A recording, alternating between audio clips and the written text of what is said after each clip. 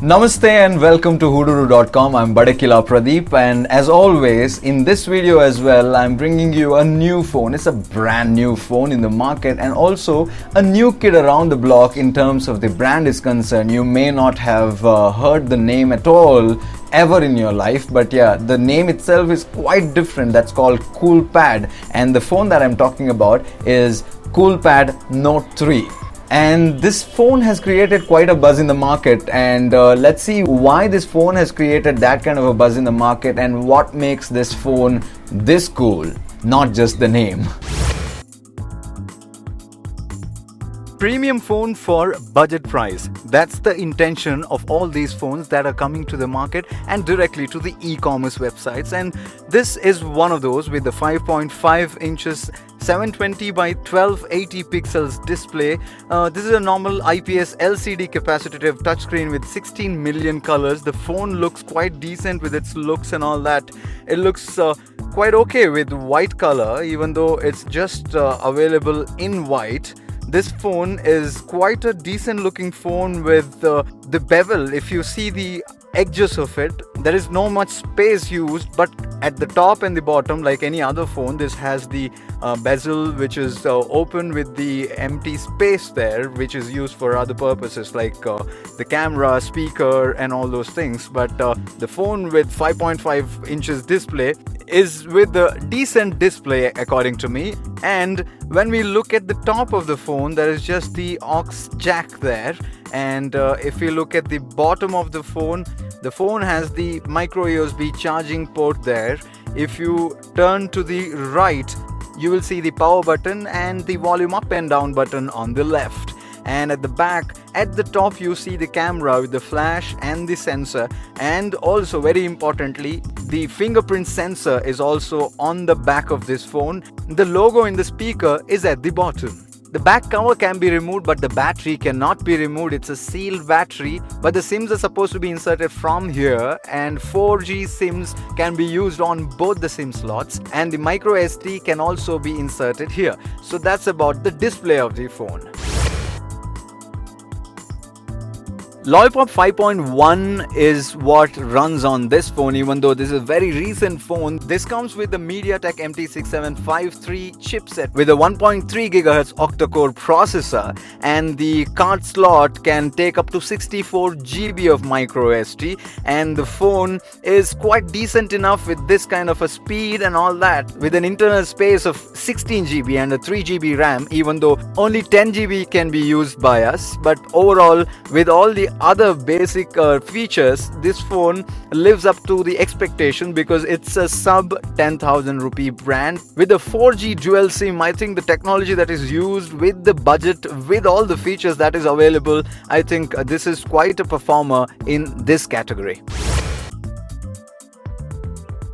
Let's look at the camera and sound. I think let me not talk about the camera right away, because that's something that I want to talk to you a little in detail, basically because the sound is quite good according to me.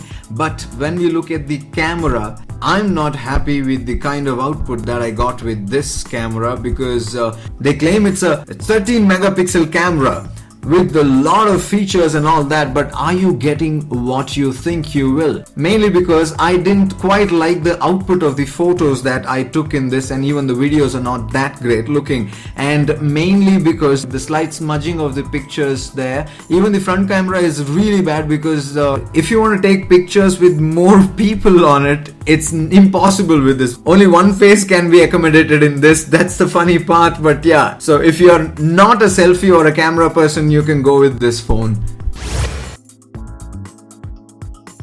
Coolpad Note 3 has a 3000 mAh non-removable battery. Even though you can remove the back flap, you cannot remove the battery, mainly because they want to keep it the international standard now. But you can change the back panel and make it look a little cooler than what it looks right now. But other than that, the purpose of the back flap is only to remove and add your SIMs and micro SD card and change the skin, and that's it.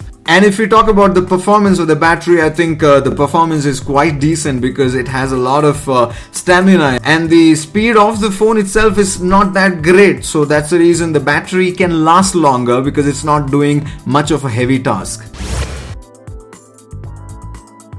When we look at the overall experience of the phone, it's a budget-friendly phone. 8,999 in the market. It's a very good-looking phone for that price point, and I used it for a while, and I feel that this phone has a lot of features which any other phones of price higher to this can envy of, because for this price range, getting a fingerprint scanner is amazing. Apart from that, there are a lot of other features like using the fingerprint scanner to lock your application that you do not want to share with the others. Other than that, a lot of cool features are added in the UI, and this runs on their own home run UI that is called Cool 6.0, that runs the operating system Android 5.1 Lollipop in this, like I said earlier. But overall experience, according to me, almost everything is okay. But for someone who wants to buy a phone which is under 9,000 with two 4G SIM options and an expandable memory,